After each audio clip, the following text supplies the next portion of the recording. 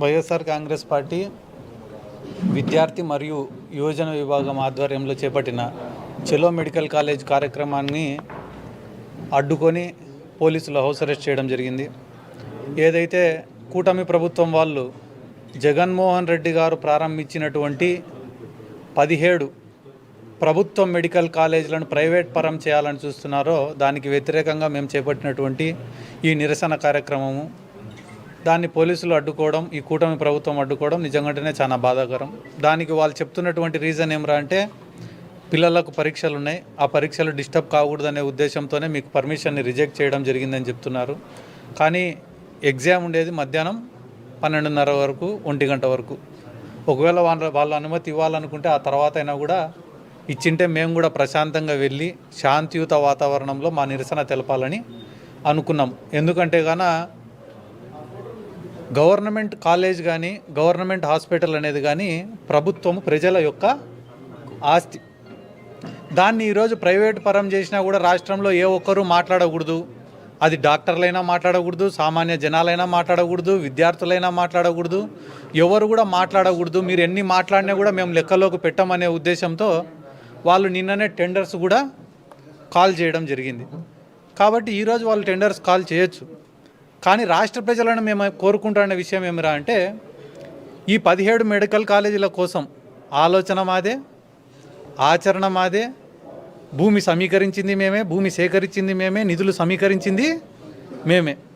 ఇవన్నీ కూడా చంద్రబాబు నాయుడు గారికి నిజంగానే ప్రజలపైన కానీ ప్రజల ఆరోగ్యం పట్ల కానీ పేద విద్యార్థుల పట్ల కానీ ఏదన్నా చిత్తశుద్ధి ఉండింటే ఆయన గతంలో 14 సంవత్సరాలు ముఖ్యమంత్రిగా ఉన్నప్పుడే ప్రభుత్వ మెడికల్ కాలేజీలు తీసుకొని వచ్చి ఉండాల. కానీ ఏ రోజు కూడా ప్రభుత్వ మెడికల్ కాలేజీలు తేలే. ఏం తెచ్చినాడు ఆయన? ప్రైవేట్ మెడికల్ కాలేజీలు తెచ్చినాడు. ఆ ప్రైవేట్ మెడికల్ కాలేజీ కూడా పర్మిషన్లు ఎవరికి ఇప్పించినారు? ఆయనకు కావాల్సిన వాళ్లకు, ఆయన బంధువులకు, ఆయన అనుచరులకు, ఆయన నాయకులకే ఆయన ఇప్పించుకున్నాడు. అంతే తప్ప పేదవాళ్ళ గురించి ఏ ఒక్కరోజు కూడా ఆలోచన చేయలే. పేదవాడి ఆరోగ్యం గురించి ఆలోచించి వైఎస్ రాజశేఖర రెడ్డి గారు ఆరోగ్యశ్రీ లాంటి స్కీమ్స్ను కూడా తీసుకొని వచ్చినాడు. కానీ చంద్రబాబు నాయుడు గారికి అటువంటి ఆలోచన కూడా ఏ రోజు తట్టలే. కాబట్టి ఈరోజు కూడా వాళ్ళు ఏమంటున్నారు? జగన్మోహన్ రెడ్డి గారు కంప్లీట్గా 100% సీట్లు పేదవాళ్ళకి కేటాయించలే, దీంట్లో కేవలం 42% పేదవాళ్ళకి కేటాయించినాడు, మిగతావన్నీ కూడా అమ్మకానికి పెట్టినాడని మాట్లాడుతున్నారు వాళ్ళు. ప్రభుత్వ కాలేజీలు అనేటివి ప్రభుత్వానికి భారం కాకూడదు, వాటిపైన అవి మెయింటైన్ అయ్యే పరిస్థితుల్లో ఉండాలనే ఉద్దేశంతో ఆ జీవోని తీసుకొని రావడం జరిగింది. ఒకవేళ డొనేషన్లు వచ్చినా, బి కేటగిరీలో ఎవరైనా డబ్బులు కట్టినా ఆ డబ్బులు ఎవరికి పోతాయి? గవర్నమెంట్కే పోతాయి. ఎప్పుడు? గవర్నమెంట్ కాలేజీగా ఉన్నప్పుడు. ఒకవేళ ప్రైవేట్ పరం అయితే కానీ వచ్చే డొనేషన్లు కానీ వచ్చే డబ్బులు కానీ ఎవరికి పోతాయన్నా?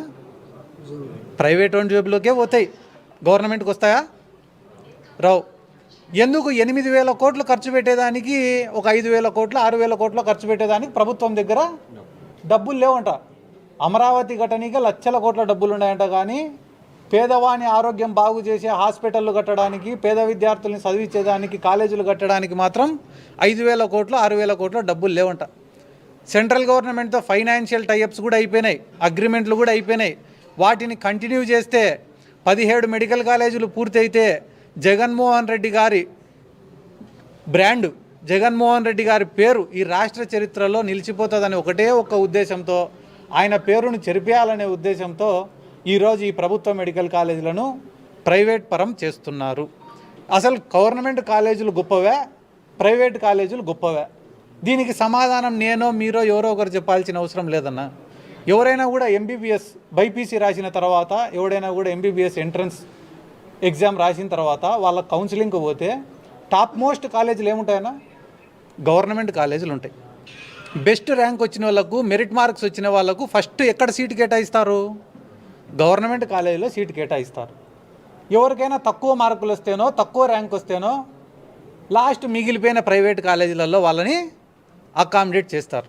అంటే దీన్ని బట్టి మనం అర్థం చేసుకోవాల్సింది ఏంది? Government colleges are the best. దాని యొక్క వసతులు ఏ రకంగా డెవలప్ చేయాలా, దాని యొక్క ఇన్ఫ్రాస్ట్రక్చర్ ఏ రకంగా డెవలప్ చేయాలా, దానికి నిధులు ఏ రకంగా తీసుకొని రావాలా అని చెప్పి మనం ఆలోచన చేయాలా. కానీ ప్రభుత్వము ఈ గవర్నమెంట్ హాస్పిటల్ని మెయింటైన్ చేయలేకపోతుంది, దీనికి మా కాడ అంత డబ్బులు లేవు, మేము చేతగానోళ్ళము, ఎవడో ప్రైవేట్ వాడు వచ్చి మాకు ఫండింగ్ చేస్తే తప్ప మేము ఈ మెడికల్ కాలేజీలను నడపలేమని చెప్పడం ఈ కూటమి ప్రభుత్వం యొక్క చేతగానితనం. ఈరోజు మొదటిగా ప్రైవేటు మెడికల్ కాలేజీలు ప్రైవేటైజేషన్ చేస్తున్నారు, పబ్లిక్ ప్రైవేట్ పార్ట్నర్షిప్లోకి తీసుకొని వస్తున్నారు గవర్నమెంట్ మెడికల్ కాలేజ్ని. ఇంకా రేపటి నుంచి ప్రభుత్వ భూములు ఎక్కడెక్కడ ఉండే అవన్నీ కూడా ప్రైవేట్ పరం చేసి ఈ రాష్ట్రాన్ని అమ్మేస్తారని చెప్పి ఈ సందర్భంగా తెలియజేసుకుంటూ